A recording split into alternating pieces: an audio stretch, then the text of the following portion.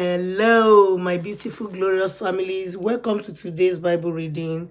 Our Bible reading today is taken from the book of First Corinthians. I don't know if you guessed right.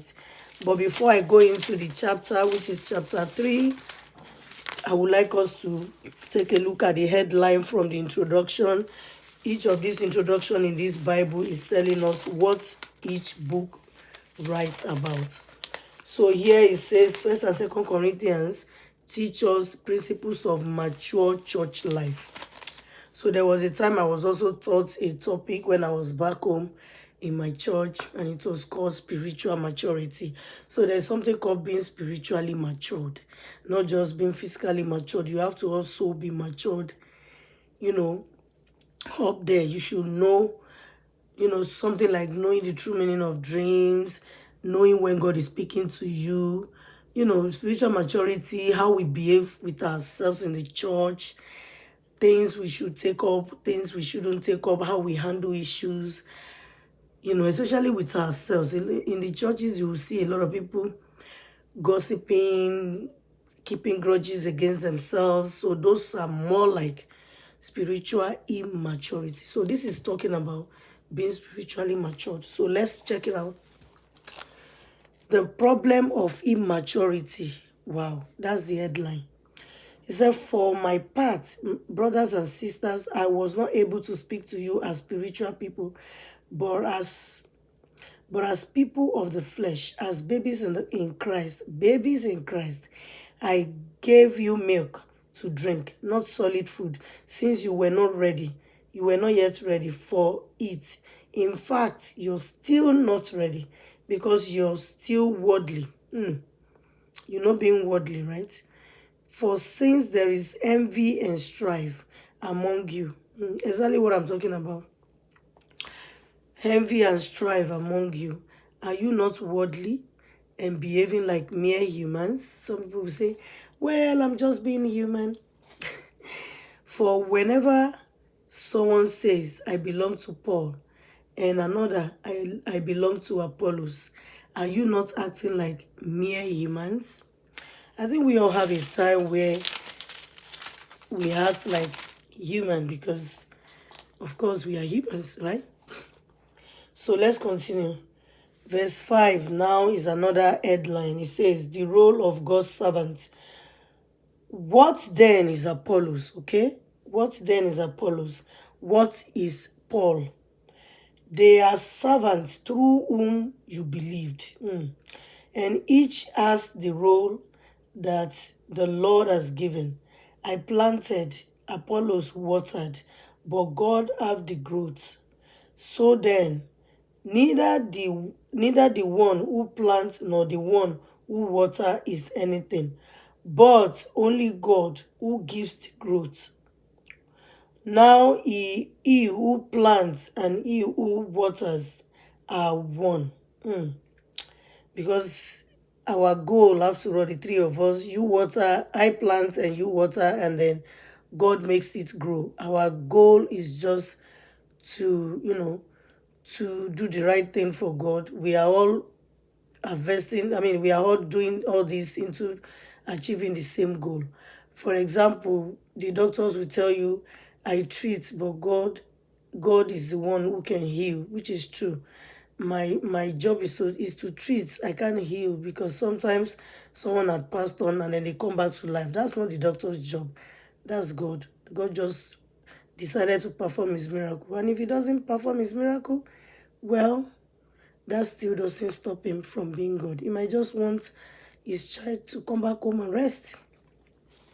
Okay, so let's continue. So he said, so then,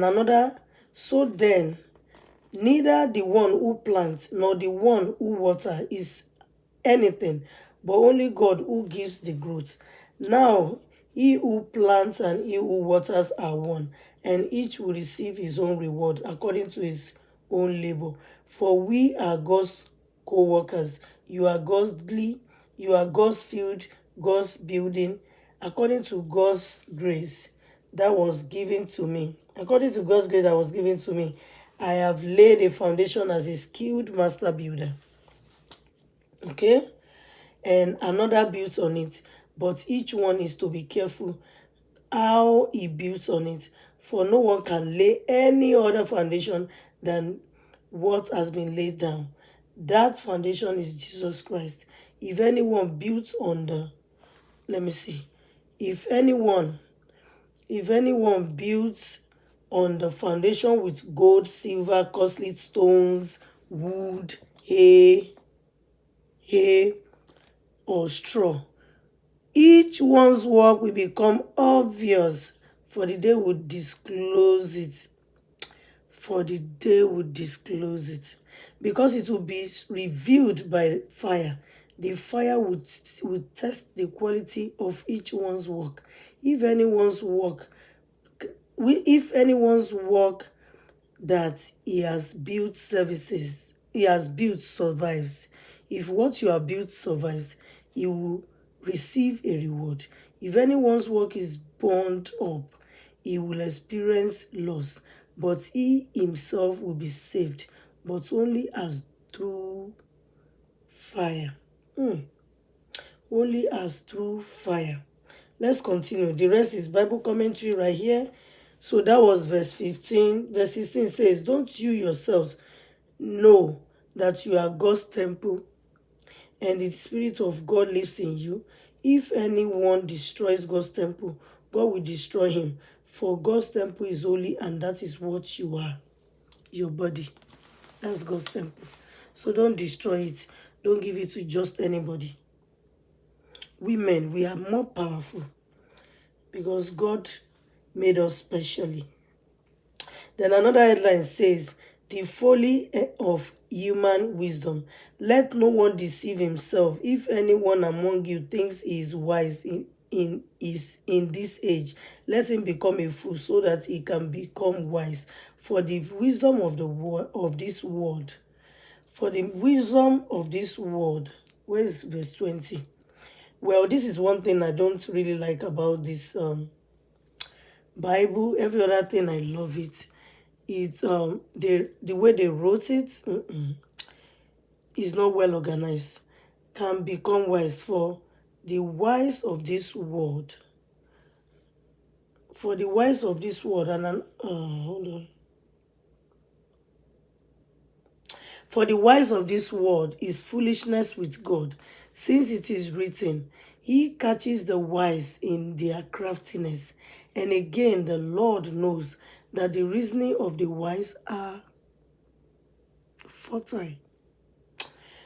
So let no one boast in human leaders, for everything is yours, whether Paul or Apollos or Cephas or the word or life or death or things present or things to come. Everything is yours, and you belong to Christ, and Christ belongs to God. Then let's move on to verse 24. This Bible commentary, I will read it if only I have time.